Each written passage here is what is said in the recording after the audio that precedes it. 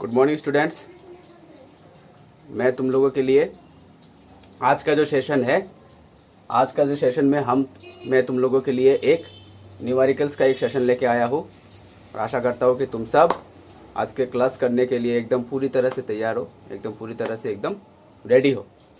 ठीक है, तो न्यूमेरिकल्स का हमने जो चैप्टर शुरू किया था moving charges and magnetism electromagnetism से, उस चैप्टर से कुछ न्यूमेरिकल्स करते हैं आज। चलो एक क्वेश्चन बनाते। ये क्वेश्चन हमको दिया गया है कि सोलिनॉइड, एक क्वेश्चन है, a solenoid of length 1 metre has radius 1 centimetre and is made up of 1000 turns. It carries a current of 5 ampere. What is the magnitude of magnetic field inside the solenoid. एक question दिया गया है, a solenoid of length 1 meter, a solenoid of length 1 meter has a radius of 1 centimeter and is made up of 1000 tons. It carries a current of 5 ampere. What is the magnitude of magnetic field inside the solenoid? ये question हमको दिया गया है। ठीक है, पहले इस question को उतार लो अपने कॉपी पे, फिर हम इसका सॉल्यूशन भी करेंगे।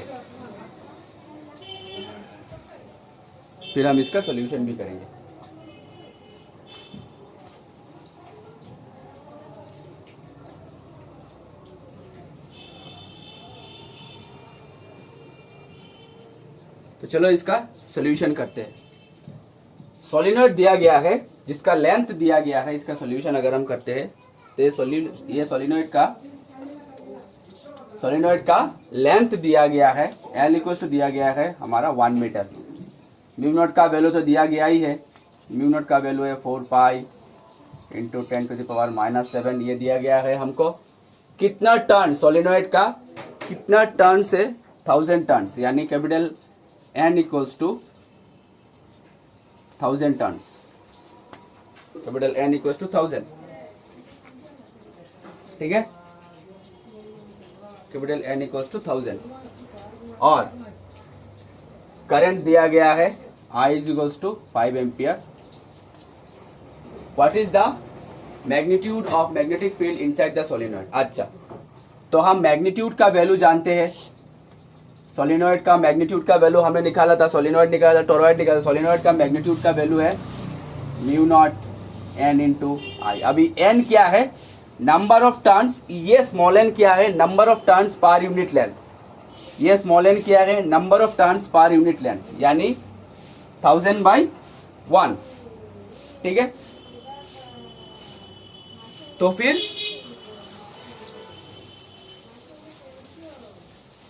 सारे वैल्यू यहाँ पे बिठाते हैं।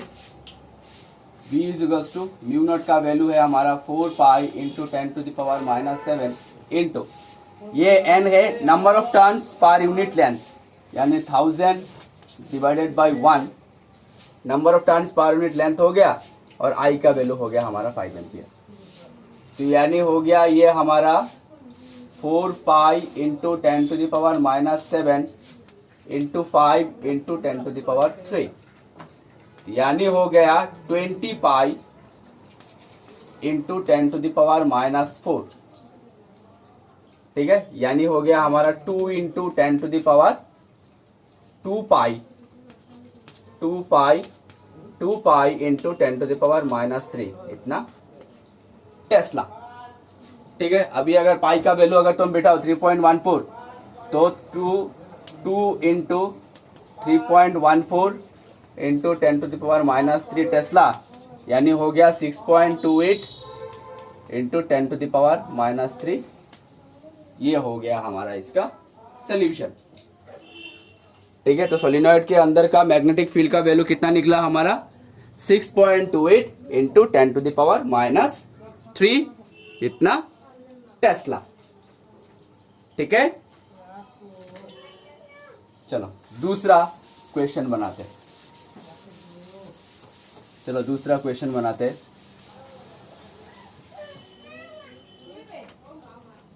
अभी दूसरा क्वेश्चन हमको दिया गया है ऐसे,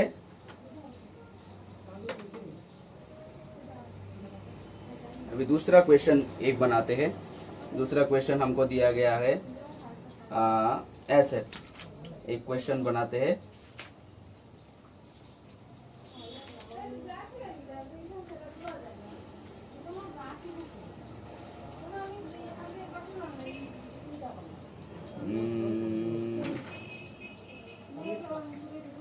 अच्छा ओके, ए हॉरिजॉन्टल ओवरहेड पावर लाइन, एक क्वेश्चन है। ए horizontal overhead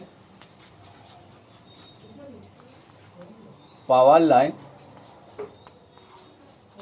a horizontal overhead power line carries a current of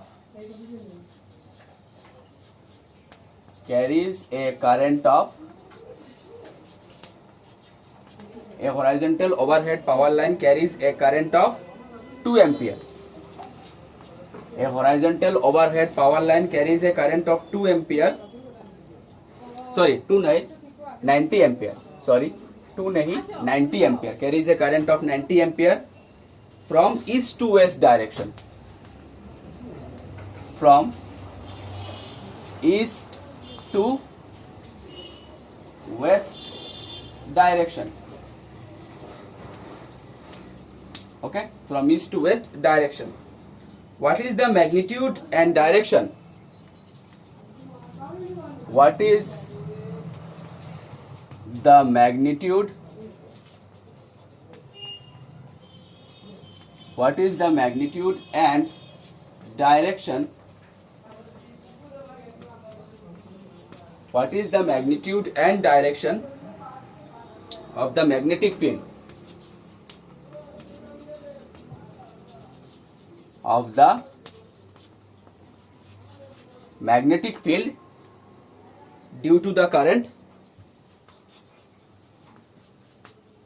magnetic field due to the current, comma 1.5 meter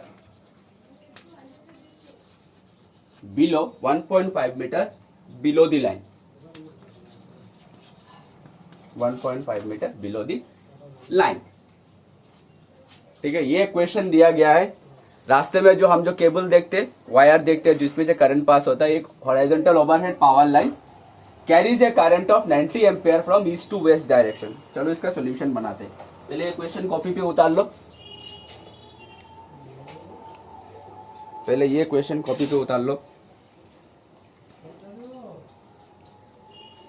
पहले क्वेश्चन कॉपी पे उतार लो। चलो अब इसका हम सॉल्यूशन करते हैं।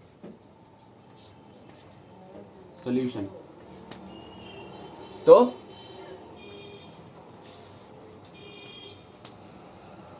ये नॉर्थ, ये साउथ, ये ईस्ट और वेस्ट, ठीक है। हॉरिजॉन्टल ओवरहेड पावर लाइन ऐसे है, ठीक है, ये मैंने बोल्ड करके दिखा दिया है, ओके। और ईस्ट टू वेस्ट डायरेक्शन यानी इस डायरेक्शन पे, ईस्ट टू वेस्ट यानी इस डायरेक्शन पे करंट चल रहा है। I इज इक्वल्स टू कितना चल रहा है करंट, 90 एम्पियर करंट चल रहा है, ठीक है। इधर से चल रहा है 90 एम्पियर का current from east to west direction. What is the magnitude and direction of magnetic field due to this current 1.5 meter below the line, यानी इस लाइन के, ये तो करंट चल रहा है 90 एम्पियर, इस लाइन के 1.5 मीटर डिस्टेंस पे, यानी ये पकड़ लो P पॉइंट, ये P पॉइंट इस लाइन के 1.5 मीटर डिस्टेंस पे। अभी इस पॉइंट पे मैग्नीट्यूड ऑफ मैग्नेटिक फील्ड का वैल्यू हमको निकालना है, ठीक है। अभी ये हॉरिजॉन्टल ओवरहेड पावर लाइन तो इनफाइनेटली स्ट्रेट कंडक्टर हो गया। हॉरिजॉन्टल ओवरहेड पावर लाइन, ऊपर का जो पावर लाइन ये तो इनफाइनेटली स्ट्रेट कंडक्टर हो गया। अभी इनफाइनेटली स्ट्रेट कंडक्टर का मैग्नीट्यूड का वैल्यू है B is equals to mu naught I divided by twice pi A और ट्वाइस पाई R। ये हमने किया था। अगर इनफाइनेटली स्ट्रेट कंडक्टर हो गया तो phi 1 equals to phi 2 equals 90 degree, और हमने बिठाया था, बिठाने के बाद इनफाइनेटली स्ट्रेट कंडक्टर के हिसाब से current magnitude of magnetic field का वैल्यू ये निकला था, mu naught I divided by twice pi A। अभी क्या क्या दिया गया है हमको, I का वैल्यू दिया गया है 90 एम्पियर, और ये जो ए डिस्टेंस है, ये ए का वैल्यू दिया गया है 1.5 मीटर।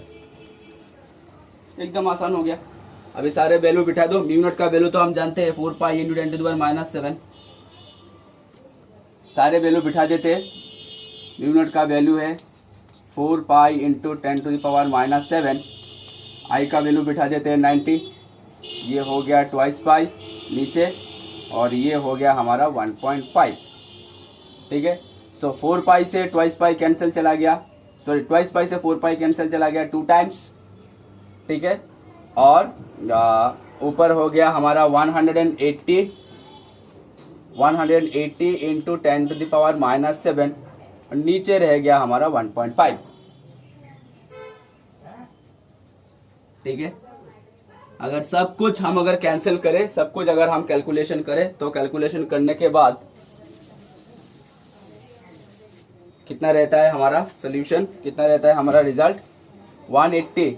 तो ऊपर हो गया 18 इंटू 10⁻⁻6 हो गया, 10⁻⁻6 हो गया। नीचे रह गया 15 into 10⁻⁻1।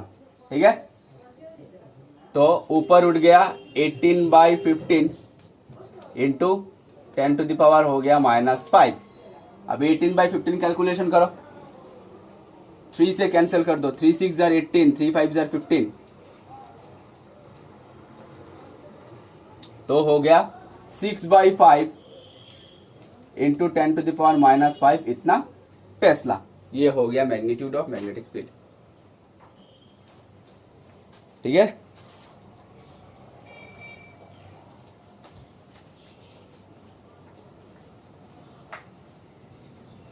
Horizontal overhead power line यानी हमारा इनफाइनाइटली स्ट्रेट कंडक्टर हो गया। इनफाइनाइटली स्ट्रेट कंडक्टर का मैग्नेटिक फील्ड का मैग्नीट्यूड का वैल्यू है B = μ0I डिवाइडेड बाई 2 पाई है। यहाँ पे हमने सारे वैल्यू बिठा दिया, रिजल्ट आ गया 6/5 इंटू 10⁻⁻5, इतना टेस्ला। ठीक है। चलो फटाफट एक और क्वेश्चन बनाते हैं।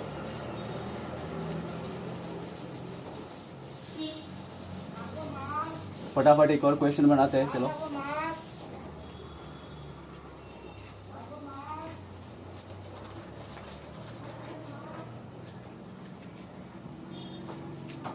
हमने साइक्लोट्रॉन किया था, साइक्लोट्रॉन तक किया था, साइक्लोट्रॉन नहीं, हमने करंट कैरिंग कंडक्टर का फोर्स का वैल्यू भी हमने निकाला था। तो अभी साइक्लोट्रॉन से कुछ एक प्रॉब्लम करते हैं। चलो ओके। क्वेश्चन है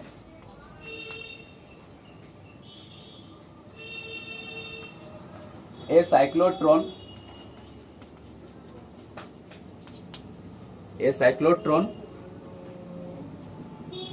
has oscillator frequency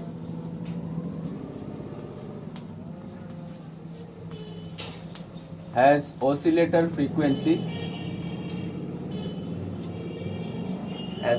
frequency 10 megahertz. Okay, 10 megahertz. Find the value of magnetic flux density यानी magnetic field. Find the value of magnetic flux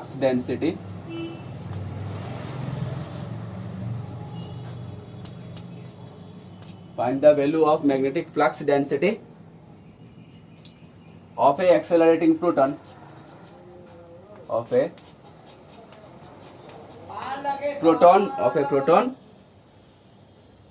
ठीक है। प्रोटॉन का मास दिया गया है mp, प्रोटॉन का मास दिया गया है 1.6 इंटू 10⁻⁻27 kg, 1.6 इंटू 10⁻⁻27 kg। ये क्वेश्चन हमको दिया गया है।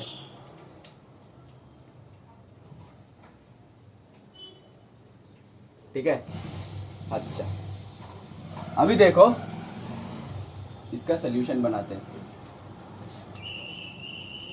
तो cyclotron has an oscillator frequency 10 megahertz, find the value of this, the density of an proton will be. अच्छा, हमने साइक्लोट्रॉन का रेडियस का वैल्यू देखा था। रेडियस का वैल्यू क्या था?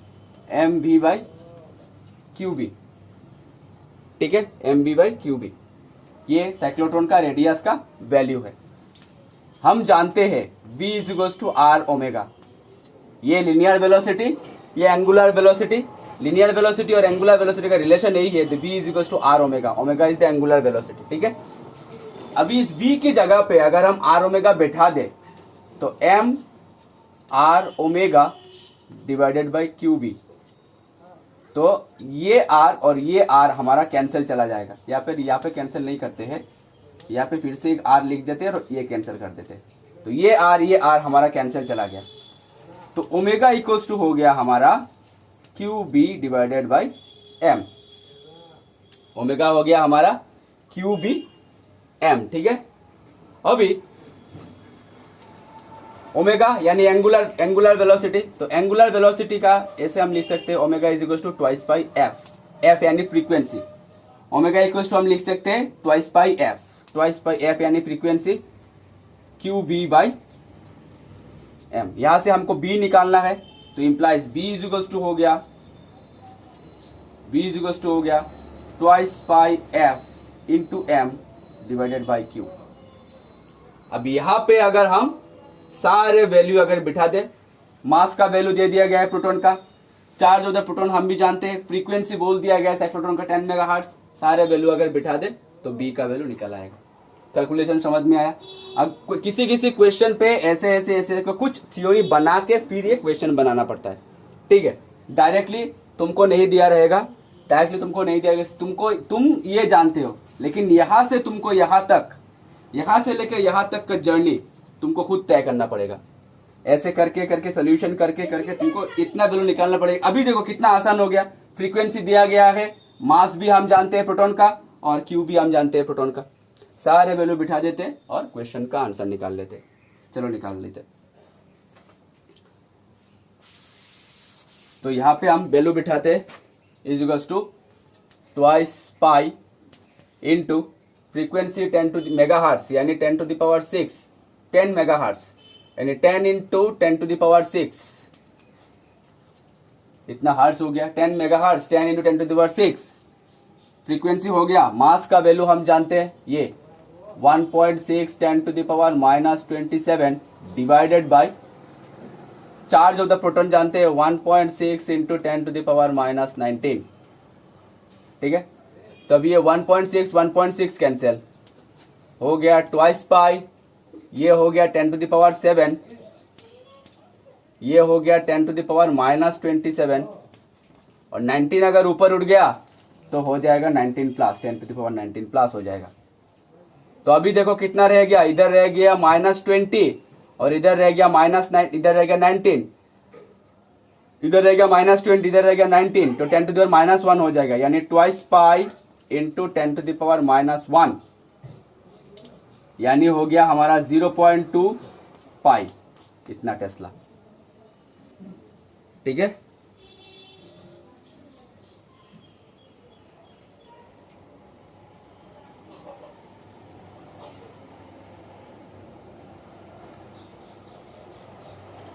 समझ में आया।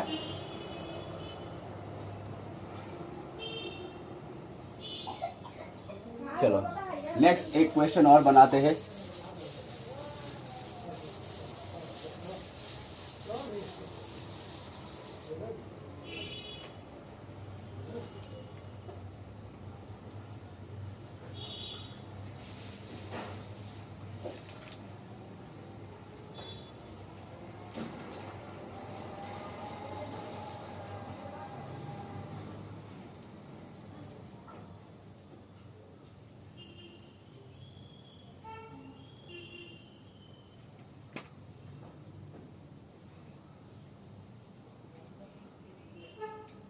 ओके, एक क्वेश्चन लिखो।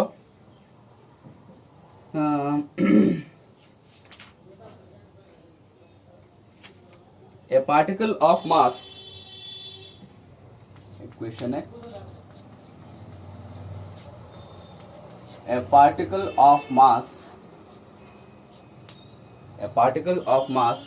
1.6 into 10 to the power -27 kg, यानी ये प्रोटॉन का ही मास है,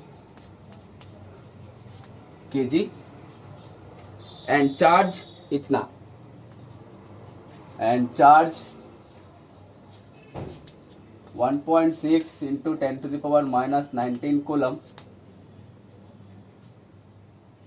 accelerated by a potential difference of accelerated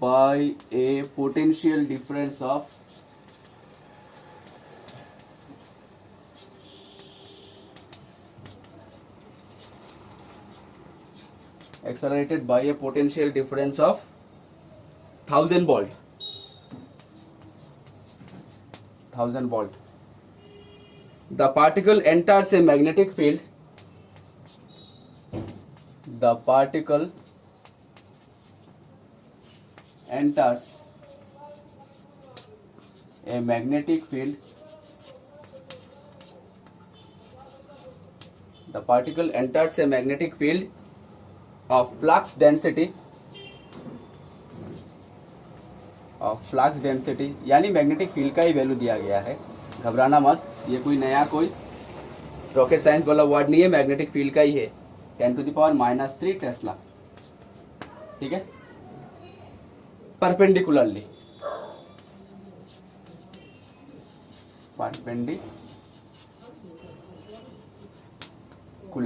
ठीक है। Find the radius of the orbit, find the radius of the orbit, find the radius of the orbit of the particle. Radius निकालने के लिए हमको दिया गया है, ये है हमारा क्वेश्चन। पार्टिकल का मास दिया गया है इतना, क्वेश्चन उतार लो।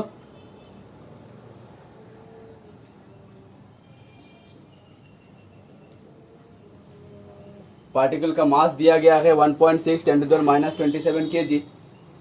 चार्ज दिया गया है 1.6 into particle of mass 1.6 10 to the minus 27 kg। Charge इतना दिया गया है 1.6 10 to the minus 19 coulomb, accelerated by a potential difference of 1000 volt.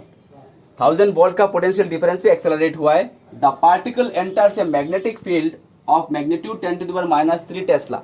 10 to the minus 3 tesla वाला स्ट्रेंथ वाला मैग्नेटिक फील्ड में वो एंटर हुआ है, परपेंडिकुलरली एंटर हुआ है, तो इसका पाथ हो जाएगा सर्कुलर। तो find the radius of the orbit of the particle, यानी ये जो रेडियस वाला जो ऑर्बिट है घूम रहा है, इसका हमको रेडियस का वैल्यू निकालना है, ठीक है। तो क्या क्या दिया गया है, चलो इसका सोल्यूशन बनाते हैं। क्या क्या दिया गया है हम लोगों को, हमको दिया गया है, हमको मास दिया गया है 1.6 10 to the power minus 27 kg। हमको दिया गया है charge 1.6 10 to the power minus 19 coulomb. हमको दिया गया है potential difference V is equals to 1000 volt, और हमको दिया गया है strength of the magnetic field का value 10 to the power minus 3 tesla. ये सब कुछ हमको दिया गया है, ठीक है।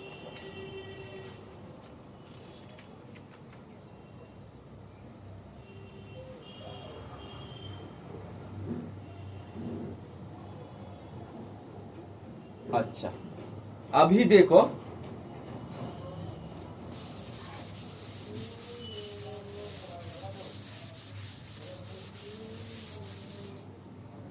अभी एक चीज समझना होगा तुम लोगों को। पोटेंशियल डिफरेंस इलेक्ट्रिक फील्ड से तुम लोगों ने जाना है कि पोटेंशियल डिफरेंस का वैल्यू, पोटेंशियल डिफरेंस का डेफिनेशन क्या है, work done per unit charge, ठीक है। पोटेंशियल डिफरेंस का डेफिनेशन क्या है, work done per unit charge, ठीक है। और वर्क डन और कुछ भी नहीं, अगर पार्टिकल वेलोसिटी से मूव कर रहा है तो work done equals to kinetic energy, यानी W is equals to kinetic energy is equals to हम लिख सकते हैं VQ, लिख सकते हैं। तो W is equals to VQ, अगर वर्क डन ही काइनेटिक एनर्जी है तो काइनेटिक एनर्जी इक्वल्स टू हम VQ लिख सकते हैं। तो काइनेटिक एनर्जी का फॉर्मूला क्या हो गया, हाफ mv²।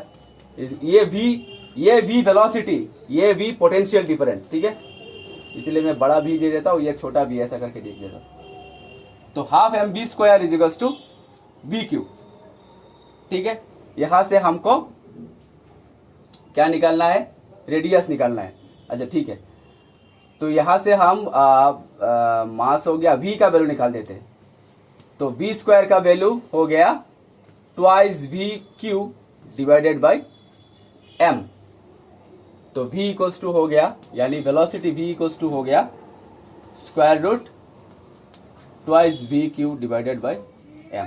ये कॉन्सेप्ट हमने कहाँ से उठाया? इलेक्ट्रोस्टैटिक्स से। इलेक्ट्रोस्टैटिक्स में पोटेंशियल डिफरेंस का डेफिनेशन क्या है? Work done per unit charge. तो वर्क डन इक्वल्स टू हो गया पोटेंशियल डिफरेंस इनटू चार्ज। हमको ये पोटेंशियल डिफरेंस मेंशन कर देता हूँ। तो वर्क डन इक्वल्स टू हो गया पोटेंशियल डिफरेंस इनटू चार्ज। अगर वर्क डन ही काइनेटिक एनर्जी, अगर कोई पार्टिकल ऐसे मूव कर रहा है तो इसमें काइनेटिक एनर्जी आएगा। अगर वर्क डन ही काइनेटिक एनर्जी है तो kinetic energy equals to v into q. Kinetic energy का फॉर्मूला हाफ mv स्क्वायर, यहाँ से हमने v का वैल्यू निकाल लिया। ठीक है, अभी याद करो, कोई भी पार्टिकल अगर रेडियस में घूमे, अगर पकड़ लो साइक्लोट्रॉन में घूमे, तो साइक्लोट्रॉन का रेडियस का वैल्यू क्या था? m into v divided by q into m B by q B. Okay, m B by q B, ये था ना वैल्यू। अब यहाँ पे हम, ये v वेलोसिटी है, ठीक है, यहाँ पे हम v का वैल्यू बिठा देंगे। यहाँ पे तुम सब यहाँ पे बिठा सकते हो, बिठा के तुम v का वैल्यू निकाल सकते हो, या फिर तुम यहाँ पे डायरेक्टली v का वैल्यू बिठा सकते हो।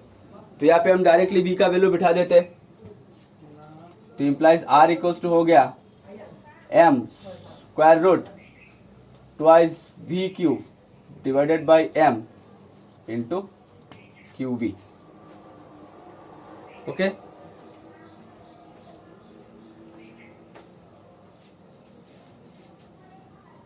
Twice v q divided by m divided by q B.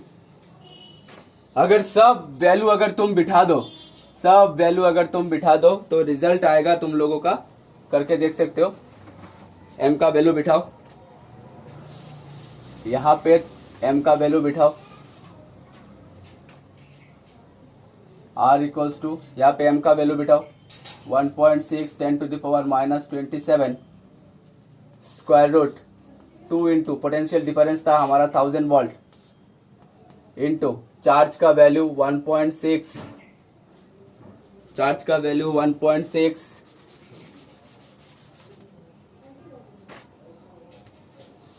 Into 10 to the power minus 19 divided by m का value 1.6 10 to the power minus 27 divided by q का value 1.6 10 to the power minus 19, b का value 10 to the power minus 3। सब value हमने बिठा दिया।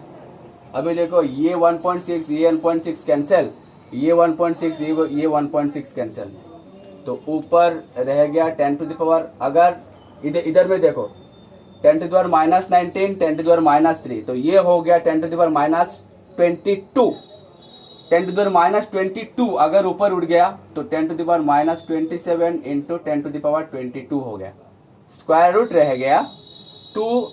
अभी इधर देखो, ये हो गया 10 टू द पावर सेम, ये हो गया 10 टू द पावर 3 और ये हो गया 10 टू द पावर माइनस 19। तो 10 to the power 3 10 to the power minus 19 हो गया 10 टू द पावर माइनस 16। तो ऊपर हो गया 2 into 10 to the power minus 16 और नीचे रह गया 10 टू द पावर माइनस 27। ठीक है, अभी इधर में हो गया, अभी इधर में हो गया 10 to the power minus 5, square root रह गया 2 इंटू 10 टू द पावर 27। अगर ऊपर उठ जाए तो 27 माइनस 16 रह गया 11, 10 टू द पावर 11। ठीक है, 27 ऊपर उठ गया तो 10 टू द पावर माइनस 11 हो जाएगा। ठीक है, तो एक काम करते हैं, 10 to the power minus 5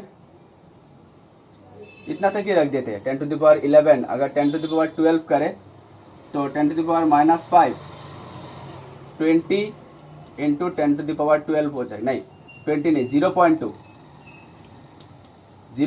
into 10 to the power minus 12 हो जाएगा। ठीक है, अभी देखो ये सेम ही है, 0.2 10 टू द पावर माइनस 1 से किया तो इधर में एक बढ़ जाएगा, 0.2 10 टू द पावर 12 हो जाएगा।